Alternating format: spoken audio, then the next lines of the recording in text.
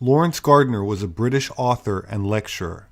He wrote on subjects such as the Jesus bloodline, theories about Freemasonry, the Knights Templar, the Holy Grail, anti-gravity, and monatomic gold, a supposed elixir which allegedly can do everything from extend life to awaken dormant psychic abilities when consumed. Mainstream historians and scholars regard him as a conspiracy theorist, but then again, most mainstream historians promote politically motivated, obsolete fairy tales themselves, such as the scientifically bogus out of Africa hypothesis. So while Gardner's work involves a lot of speculation and should be taken with a grain of salt, not having the endorsement of mainstream academia, in my opinion, does not disqualify someone outright and therefore require censorship and other suppressive tactics applied by corporate globalist entities. That said, I'd like to start today's episode with a brief excerpt from a talk given by Mr. Gardner at Jay-Z Knight's Ranch on June 20, 1998, in case anyone would like to search for the lecture in its entirety. So let's have a listen. There was a hell of a lot discovered out there in these countries that we don't get to hear about. It's put under wraps, it's kept in closeted rooms beneath the museums, but we don't get to learn the truth of it. So what we're going to do, I think, today really is just to look at one example of a particularly monumentous find of that era, of the late 1800s. We'll look at one particular discovery just to give you an idea of the sort of thing that has been veiled from us. In my opinion, this is probably the most important biblical discovery ever made. There is little, if anything, beyond academic and closeted circles that are written about it at all. Within the context of the book of Exodus, there's a significant mountain named in the Bible. It sits in the range of the Sinai Peninsula, which is an upturned triangle that's between Egypt and Jordan. It's firstly called Mount Horeb, it's secondly called Mount Sinai, it's then called Mount Horeb again, and that's the name that it sticks with as the story progresses. And the story, of course, is that of Moses bringing the Israelites out of Egypt, and they meet with Jehovah on the holy mountain of Horeb in Sinai. At the time of Moses, roughly 1360 BC, that sort of era, there actually was no mountain called Mount Sinai. We must know that at the outset. There wasn't even a mountain by that name in the time of Jesus, and not even for another 300 or 400 years did Mount Sinai exist in geographical record. The translation of the Old Testament that we have today was compiled in a little before the year 1000. It is actually 600 years newer than the New Testament that we have today. So giving places names that they knew about in the year 1000, when the Crusades were thought about being launched and that sort of thing, they were giving places names that they knew at that time, not necessarily names that applied back in the time of Moses and the others, so that the people of that era would know exactly where they were talking about.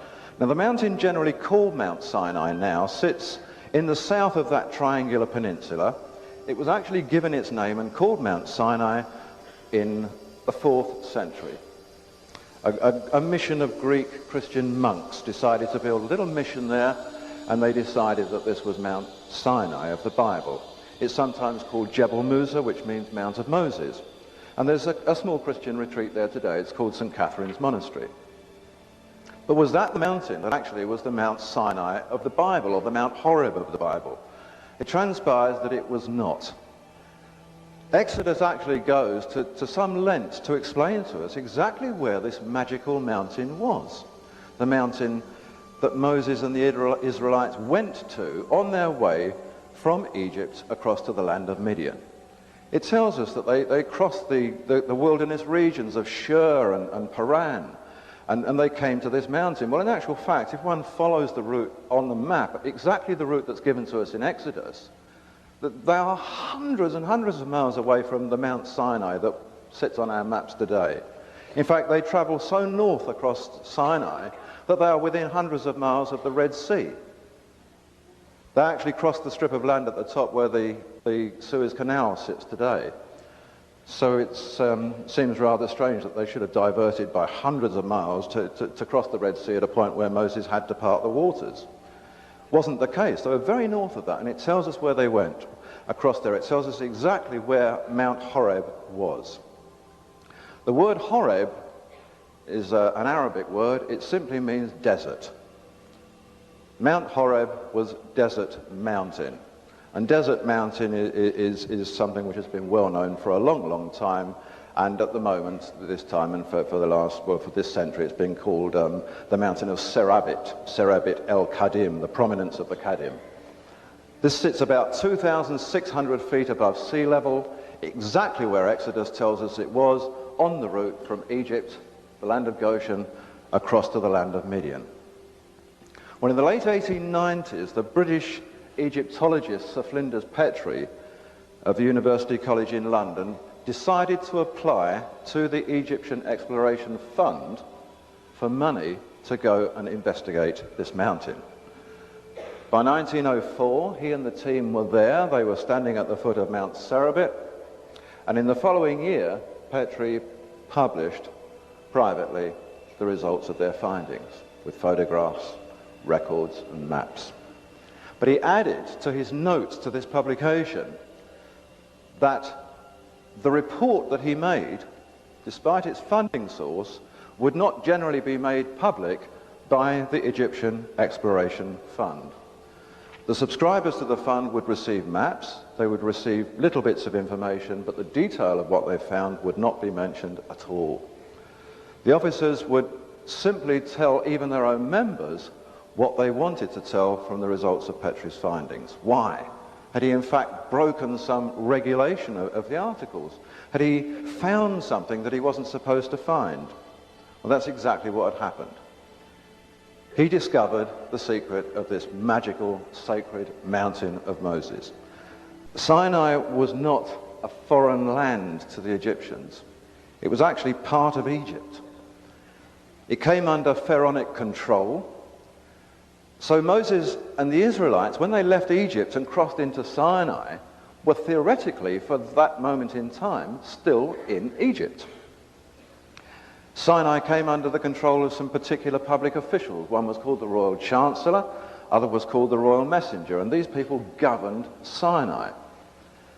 Moses' era was the era of Egypt's 18th dynasty, and in fact we know exactly who the governors of Sinai were in the 18th dynasty. We know their names, we know their families. The Royal Messenger was a guy called Nebi, and he was also mayor and troop commander in the town of Zaru, which in fact was the chief town in Goshen where the Israelites had come from. It's where they spent their years in Egypt. The Royal Chancellor was held in the family of Par-Nihas. Panahesi of this family was the official governor of Sinai at the time. The family of Par-Nihas goes right back into the kingship of ancient Troy. It's a family that moves through kingship all the way through history, and at that time Par-Nihas was governing Canaan. The Bible calls him Phineas. So when we read about Phineas becoming one of the first priests of the Egyptian church, of the Israelite church, this is Par-Nihas. This is the governor of Sinai, a very important man. So back to Flinders Petrie. He goes to the mountain, and he knows that there's going to be something there. Quite how he knows, he doesn't explain, but he knows that this is the mountain, and he knows that if he looks hard enough, he's going to find a secret there. Well, to start with, they found nothing very much at all. But on a wide plateau, very near the summit of this mountain, they found things that made them believe there had been habitation there. There were things around that looked like buildings sticking out of this plateau, 2,600 feet up a mountain. There were great pillars, standing stones protruding out of a whole heap of rubble. So he decided to have a look and see what was underneath this rubble. This rubble had been deposited by winds and landslides over 3,000 years. But when it was finally moved away, Petrie wrote at that time, "There is no other monument known which makes us regret more that it is not in better preservation. The whole of this was buried. No one had any knowledge of it until we cleared the site." What they found high up on Mount Horeb, 2,000 feet above sea level, was an enormous Egyptian temple. 230 feet of it spread out above ground, another part of it spread out within a cave below ground, cut into the mountainside with shored edges and polished sides. And the various inscriptions and cartouches around this temple and on the walls and the standing stones led him to discover that this had been an operative Egyptian temple right back to the time of the very first dynasty of Egypt. We're looking at Moses in the 18th dynasty of Egypt, so that's going back a long, long way, and this temple had been operative all through that time, 3000 BC. The above ground part of the temple was mostly sandstone, quarried from the mountain itself. It comprised a series of halls and corridors, shrines, cubicles, chambers, and of these, the features that are now open for inspection are the main sanctuary, the Shrine of Kings, the portico court. These are big. The hall of the goddess Hathor. The whole of this temple complex that Moses took the Israelites to, where they apparently met with Jehovah to receive the Ten Commandments and the new ordinances, was a temple of the goddess Hathor. She appears on reliefs all around the place. The cave cut into the rock is dedicated to Hathor. The walls that are smoothed and polished like marble have her pictures all over them. And yet this is supposed to be the magic mountain of Jehovah. Deep within the cave, Petrie found a limestone standing stone of the pharaoh Ramesses I. Now, all of the experts today tell us that Ramesses was a hater of the Aten cult in Egypt. Not what Ramesses himself said. He describes himself with the title, "I am Ramesses, I am the ruler of all that Aten embraces." So the experts are telling us untruths even today about what these pharaohs were about. Also found was a statue head of the mother of Moses within this temple. So it proved that not only had it been in constant use right back from about 3000 BC, even by the time that Moses got there in about 1330 BC, it was already being used in that recent period. It was constantly in use, this great temple. In the halls and the courts of the outer temple, there are stone tanks, rectangular basins and baths and all sorts of curiously shaped tables and benches that nobody could make any sense out of. They didn't look like altars. They had recessed fronts, they had split level surfaces, and the whole thing reminded them more of a laboratory than it did of a temple. There were alabaster vases, there were containers, and all these are shaped like lotus flowers and things like that. There are all sorts of articles there. There were wands there. They called them wands. They were like little priest sticks. And even today, they can't quite work out what they're made of. The material is very, very hard. These things are all designed, but they're not designed in the normal Egyptian style. They have basket work. They have lattice work. They have a style of design that is more Mesopotamian than Egyptian. And yet, this is an Egyptian temple. They also found a few other very strange things. When they move into the Hathor temple complex, which appears to be the central point at where all of this energy comes from, they begin to find some strange things. Conical stones set very carefully on a shelf, little cones of stone. A metallurgist's crucible was very apparent. Now these kind of things began to get Petrie and his people wondering, well, what on earth had these things got to do with a temple? There was nothing in temple law that said that metallurgist crucibles were part of what went on. And all over the temple, all over the walls and on the various stones was something venerated, highly venerated within the temple complex, and it was called mufkuts. Doesn't mean a lot to us today, mufkuts. Okay, mufkuts. They found 2,600 feet above sea level in the mountain of the Bible, conical stones, metallurgist crucibles, tanks, basins, lotus flower equipment, all sorts of wands and tubing that look like a laboratory, and references venerating some mysterious substance called mufkuts. Now, they knew that these things were all linked together, but they didn't know how. So they began to try and work out what on earth mufkuts was. Some said it was probably copper. Many preferred the idea of turquoise. Others have supposed it was perhaps malachite. But the funny thing about these guesses was that none of these materials was apparent within the temple complex. There was no malachite, there was no turquoise, there was no copper. Sinai is noted for its turquoise mines, but if mining had been a primary function of that temple over 2,000 to 3,000 years, you'd expect to find turquoise stones in the tombs of Egypt. There are barely any at all. So if they were working for 3,000 years mining turquoise, they clearly only found about half a dozen.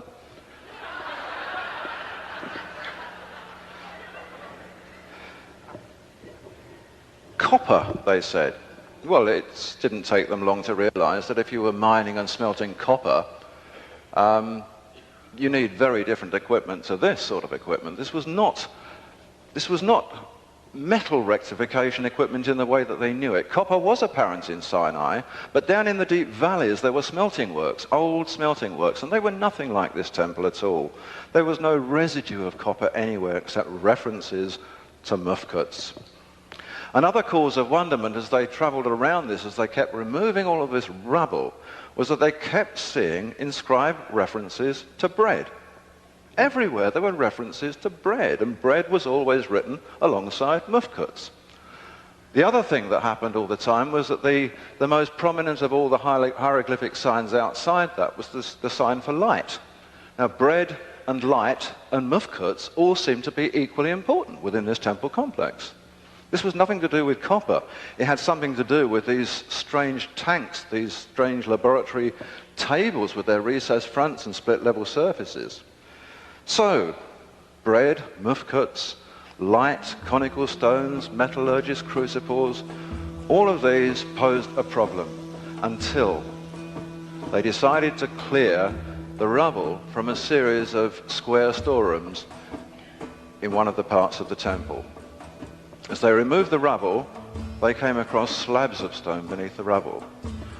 They moved the slabs of stone, and beneath these, carefully stored in every one of about 4 or 5 of these large square rooms, a few inches deep, packed tight on the floor, were tons and tons of the finest, purest, unadulterated white powder.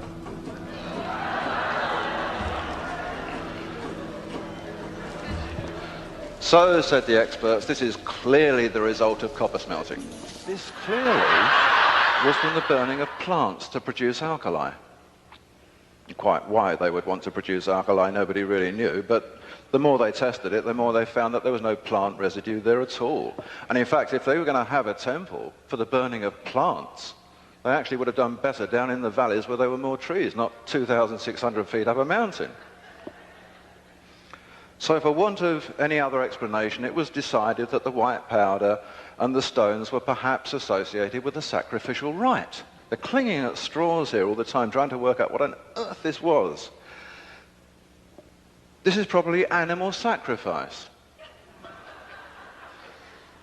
Well, as pointed out by somebody who wasn't even the brightest member of the team, this was an Egyptian temple. There is nothing anywhere in history which says that the Egyptians ever used animal sacrifice for anything. It wasn't part of their religious structure at all. They tested the powder, they winnowed it in the breeze, they did everything they could.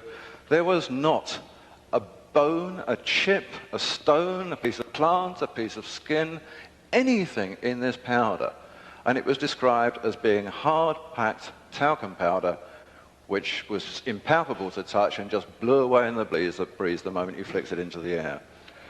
Petrie wrote, "Though I searched these ashes in dozens of instances, winnowing them in a breeze, I never found a fragment of bone, skin, plant, or anything else." So some of the mysterious powder was sent back to Britain for analysis and examination. The results, for what they were never actually published.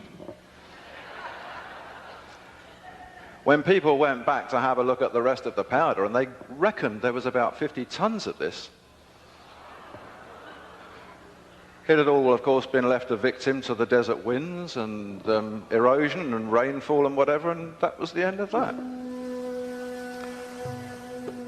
What became apparent, however, when checking out other inscriptions at the temple, was that this mufkuts, this powder, had something to do with what the Mesopotamians called highwood firestone. It's the same thing. Mufkuts turned out to be highwood firestone. They called it the sacred Shem-Anna, from which derived, of course, the biblical word manna. And this is the importance of the word bread that kept appearing through the thing. There was some tie-up between this powder and the Shem-Anna of the Mesopotamians. Light, the word light was always there. Whenever Shem-Anna was mentioned, whenever mufkuts or highwood firestone was mentioned, the symbol for light was always there alongside it. It was decided, and it turns out probably quite correctly, that this mufkut was exactly the same powder that the book of Exodus actually talks about. It tells us about powder. It tells us about the Israelites being fed with a particular powder at that time. It tells about the importance of manufacturing something called showbread for the tabernacle and the altar of the temple.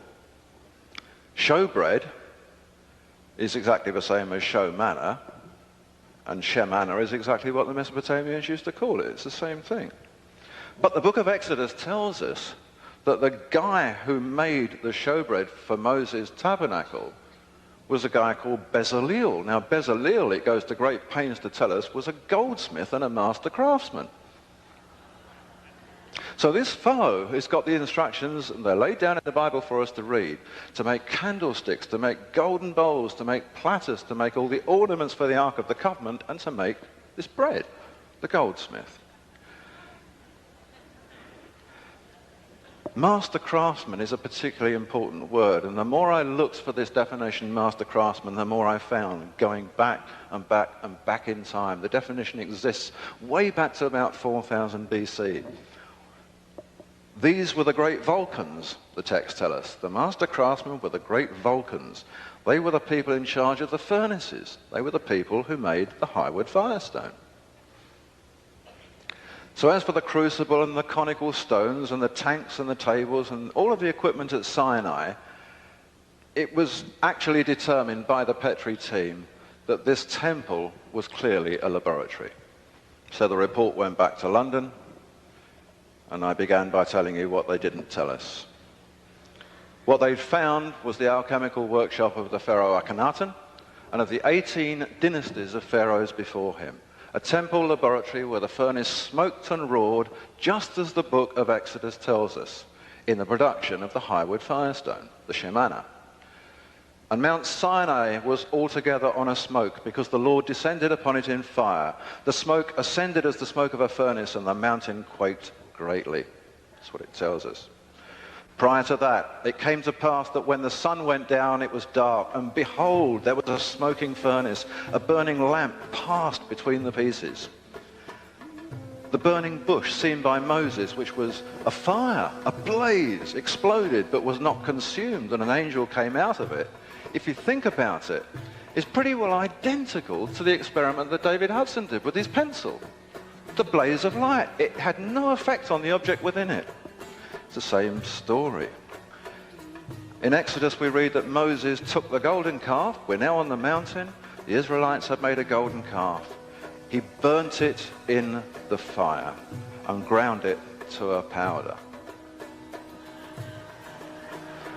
Now nobody has actually queried these words, it seems to me, but if you burn gold in a fire, you get molten.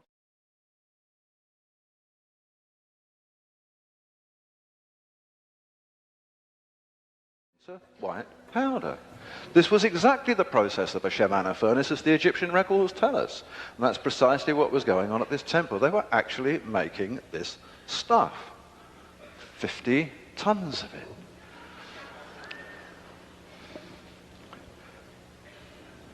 Moses' own great-grandfather was the Pharaoh Thutmose III.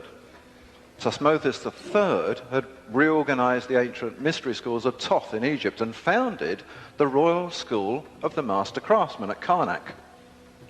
At the time they called them the Great White Brotherhood because of their preoccupation with a mysterious white powder. A branch of the fraternity became known as the Therapeutate. They were a healing community, so this had something to do with medicine as well. The Therapeutate, in fact, set up branches all over Palestine and Syria, and a branch of that Therapeutate were the Essenes at Qumran in the time of Jesus. So clearly, these guys were into this as well. Hathor. All of this is dedicated to Hathor, not to Jehovah. She was the great mother. She is the oldest identified deity figure of Egypt. She turns up on the oldest artifact ever known from 3000 odd BC. And her story, when it's being told in documented form, runs in parallel with a historical character called the great Vulcan, Tubal-Cain. Now, Tubal-Cain is actually mentioned in the Bible. Tubal-Cain was one of the descendants of Cain in the line from Eve. Tubal-Cain, even today, is revered by Freemasons worldwide. They don't know why. They just know that Tubal-Cain was very important and that Tubal-Cain was a master metallurgist. He was a great Vulcan. Now, Hathor's particularly interesting in Egypt because Hathor's not only there at the very beginning of Egyptian time, she's there at the very end of it. Right at the end of the Pharaonic era, when Queen Cleopatra is sort of winding down the whole thing and the Romans are moving in, and we're in about 30, 40 BC. She's the penultimate pharaoh of them all. Make sure that she has her one and only relief of her carved on the temple of Hathor. Hathor's a nursing goddess. Hathor was said to be the daughter of Ra. She was said to have given birth to the sun. She was the queen of the West. She was the one who knew the right spells, whatever they were. She was the protectress of womanhood, the lady of the sycamore, wine, tombs, song. But the importance of Hathor was that it was from the powdered milk of Hathor that the pharaohs gained their divinity. Now, we know now what the powdered milk of Hathor was. It was the powder being manufactured at the Hathor temple. They wondered at the time why this would not have been done in Egypt. But as I said earlier, Sinai was Egypt. It was the same country. It just happened to be the other side of the water. Now, one of the rock carvings by the cave at the mountain is a representation of Moses' own great-grandfather, Thutmose IV, in the presence of Hathor. And on this wonderful carved relief stands topped with lotus flowers and a man presenting Thutmose with a loaf of white bread. A conical loaf of white bread. Another stela details the mason, Ankib, offering 2 conical bread cakes to the king. And there are portrayals of this all throughout this temple, these bread cakes, the importance of the muskputs, Hathor giving her divinity to the pharaoh. The man whose dynasty, and priests were dynastic as well as kings, the man whose dynasty went right through the government of this temple from the earliest times to the time even of Moses was a dynasty called Sobek-Hotep. And Sobek-Hotep is described as the overseer of the mountain and the overseer of the secrets of the house of gold. So there is no doubt whatever that we're dealing here with gold, and everything pointed to it as far as Petri was concerned. But the Egypt Exploration Fund would have nothing to do with this. Reason being that in telling that story, which was a much more exciting story, we were not telling the story of the Ten Commandments and Moses and Jehovah on the mountain that the Bible told. Irrespective of the fact that this explains it better, this explains why they ended up on a mountain hundreds of miles off route.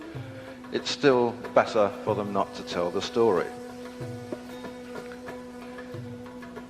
Hathor was portrayed particularly by the pharaohs of the 4th dynasty. When you see their pictures, these old kingdom pharaohs of the 4th dynasty, Hathor is always there beside them.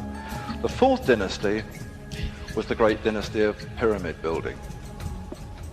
Pyramid building was directly related to this temple and the House of Gold. That's how they got their name. The word Pyr, P-Y-R, means fire. Pyramid simply denotes something that is begotten by fire. Hathor is very important in the pyramid era. She's very important to the pharaohs of that era, the pharaohs that were said to have built the great pyramids of Giza. What was the link, I wondered? And I thought, well, I'm going to read these reports of Petrie. So I actually managed to get the reports to find out what was going on here. And Petrie was bothered by the same thing. He couldn't actually work out why this nursing goddess, this goddess whose milk gave the pharaoh's divinity, was associated with building pyramids. Well, the answer actually was very, very clear-cut.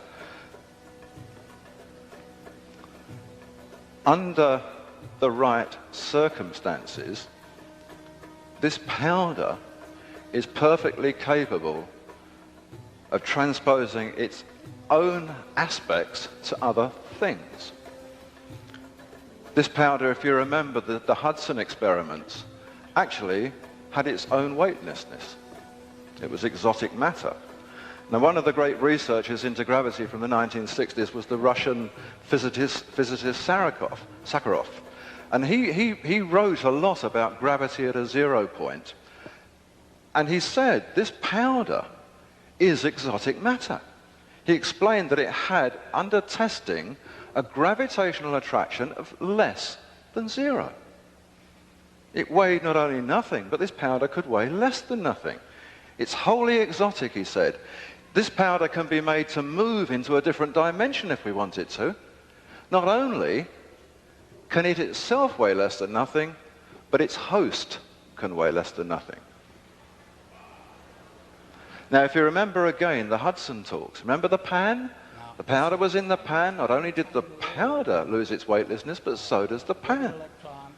So what emerges from this is that actually it doesn't matter whether it's a pan or a saucer or an enormous great block of stone.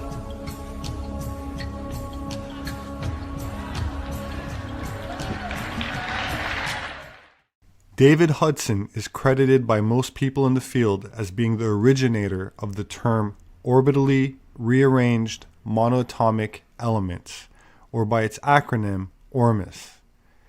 Mr. Hudson began speaking publicly about his research and discoveries in 1995, claiming that he had discovered an ingestible matter that caused superconductivity in the human body, or in other words, what some interpret as the alchemical philosopher's stone.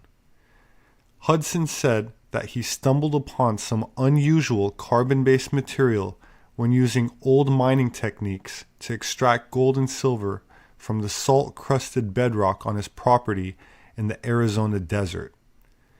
He began realizing that there was an unidentifiable substance coming off of the minerals he was excavating, similar to gold or silver, but something else entirely. Hudson sought out a Ph.D. of chemistry at Cornell University to undergo an analysis of the material, and to make a long story short, the tests began producing unexpected results. And Hudson believed that he had stumbled onto something that would revolutionize the way humans see and interact with the universe forever. He argued that, unlike other elements, these could flip their molecular structure and actually become precious metals. He likened this process to a popcorn kernel bursting open to reveal a deeper truth within. Hudson suggested that this is true alchemy, a sacred science that is actually an advanced form of chemistry modern scientists have yet to fully understand, but was well known to certain ancient civilizations. So let's listen to Mr. Hudson in his own words with an open mind, and please remember that I offer this information for educational purposes only, not as an endorsement to eat or consume anything. With that said, here's Mr. Hudson. Now, this is a tiny, tiny, tiny little area between a regular electron and a minus electron, which is what's called a positron. You can actually find them and determine what the energies are. The 0 point is between those. But when you understand that a superconductor, in fact, is literally in between those two. The superconductor is a macro system that literally is flux flowing and living in the world of the quanta, and literally it has entered a condition that is really not a plus electron or a negative electron. It literally is in the 0 point. And yet it's huge, but it's literally within the 0 point. The position of the superconductor is within the 0 point. A pure type 1 superconductor or a single element superconductor like I'm talking about. It talks about in the Papyrus of Ani all these properties and characteristics that will come to be possessed by the people when they die and come before God. And it's talking about being perfected, walking there with the angels or the light beings, and it says, what then is it? And it goes on, does some more describing. It says, what then is it? Next page. Describe some more, what then is it? Describe some more, what then is it? Describe some more, what then is it? Describe some more, what then is it? Describe some more, what then is it? Describe some more, what then is it? You say, God, these guys are totally preoccupied with what then is it, aren't they?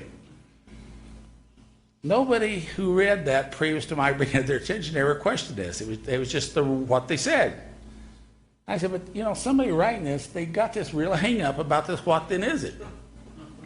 Right? Anyway, I'm just giving you some examples. It's a great big book, the Papyrus of Ani. It's what then is it? Anyway, just want you to be aware of this. When you go to the complete works of Josephus, next page, and it gives you the definition of the what then is it.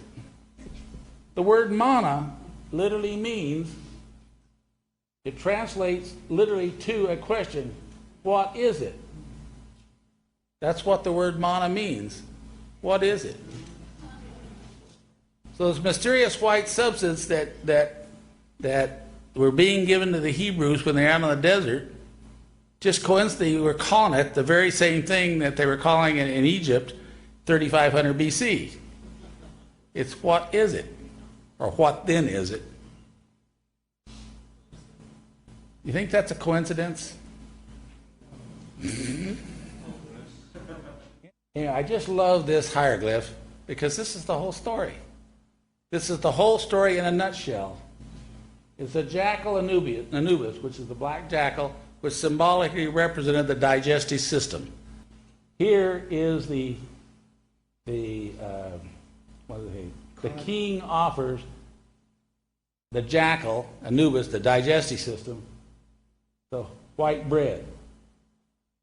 Okay. The white nourishment, the white bread. Okay, that tells you the whole story right there. That is the Egyptian rite of passage, coming with the white bread to offer it to the digestive system. To me, that one hieroglyph says everything. Remember that the Hebrews in the first temple, they had the Ark of the Covenant.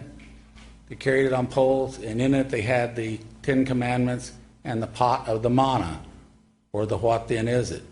This is a listing of all the things that were supposedly taken from the first temple of Jerusalem.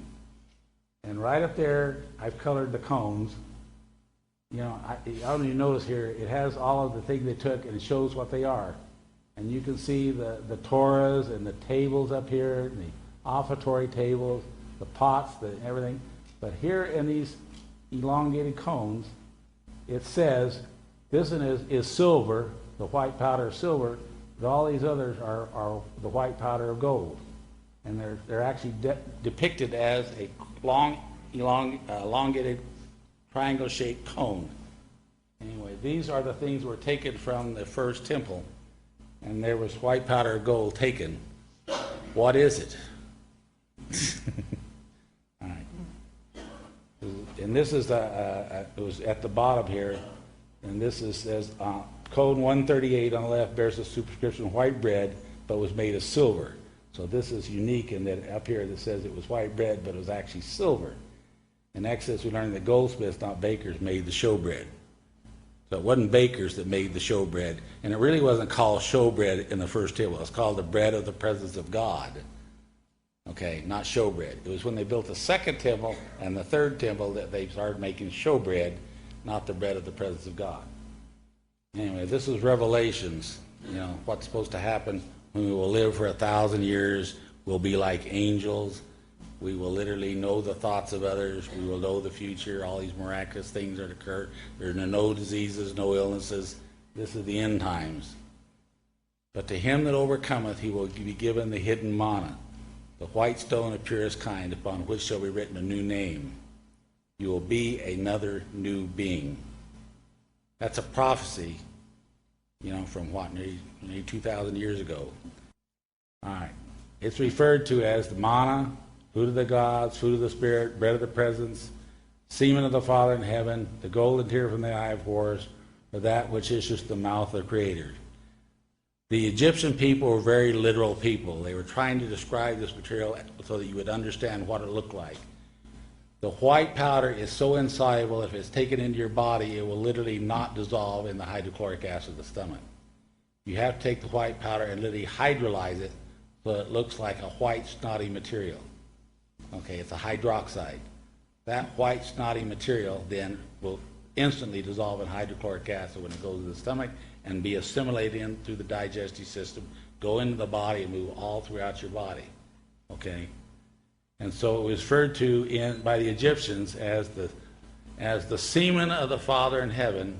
And in the Egyptian rite of passage, you literally took into your body the semen of the Father in heaven. You were born again as a son of God, not a son of man, and you now were thought of as a god, not a regular man. And the Pharaoh was considered a god, and they looked upon him as a god, but he had gone through the Egyptian rite of passage. All right. You've seen the golden tear from the eye of Horus. You've seen it depicted. In the corner, there's a golden tear hanging in that eye with the eyelash on it, and the golden tear hanging over in the corner.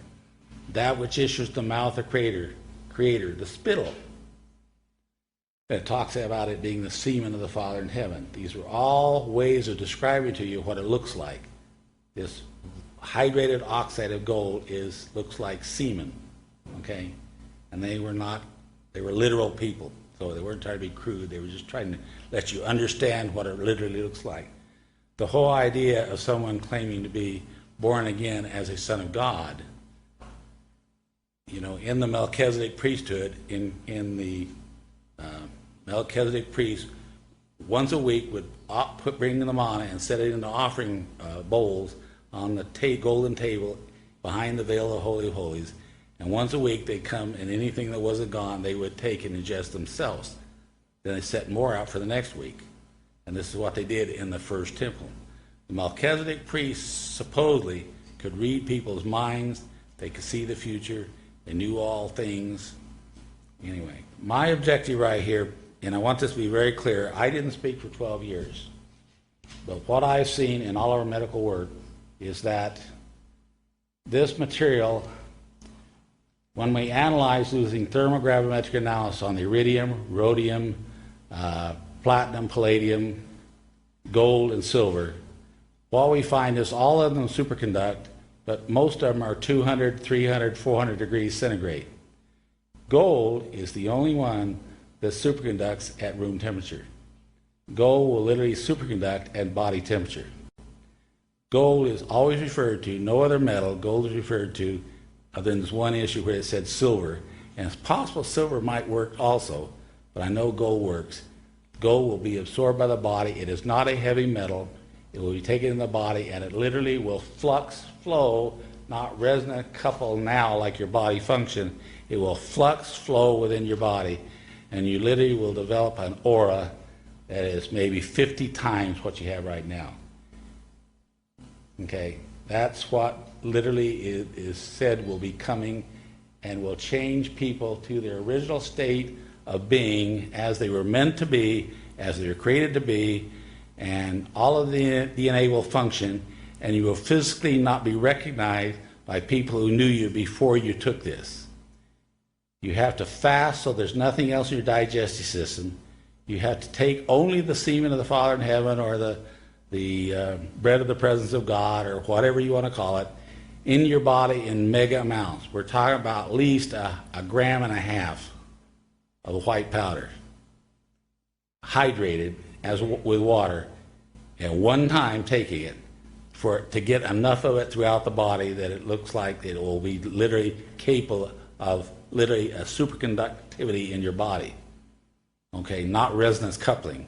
And that's why I wanted you to understand, people, when it goes to the 4/9 loss, it's a Orm state. It is now resonance coupled at 2 dimensions. When you see those jumps of the flux flow, that's when it's superconducting. It literally, in your aqueous phase of your body, it does not chemically react with anything, but it literally in the water is freely will turn and adjust its spacing in your body until it literally is a perpetual resonating system that then begins to superconduct.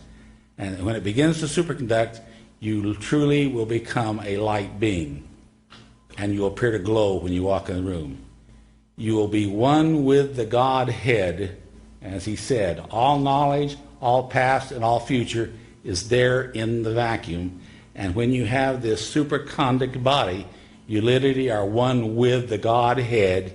You are one with the vacuum, and you don't have to read a book. You don't have to study anything. You have all knowledge and all understanding. You literally can read the minds of other people without talking. You don't have to eat again. All you need is a very minute amount of water, and you literally can exist without aging for 800 to 1,000 years.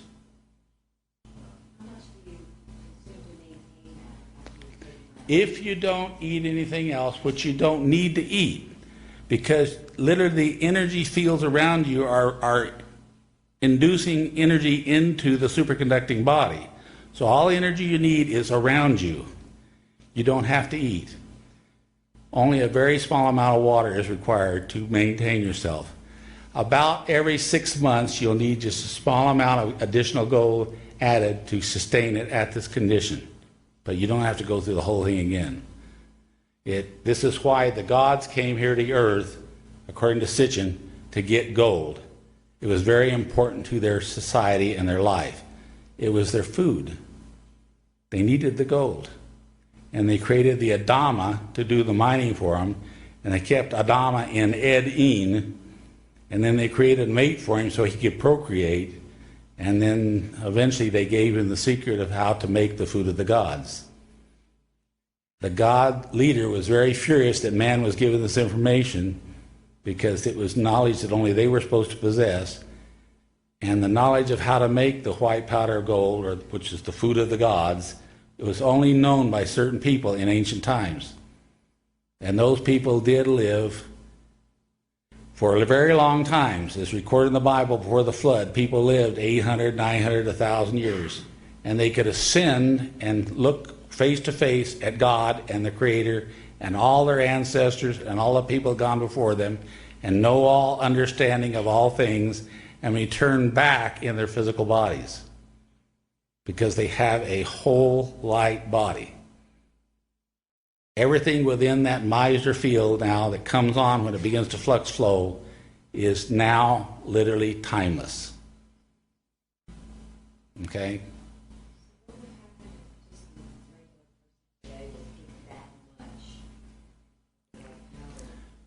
All right. You used the word white powder. Okay?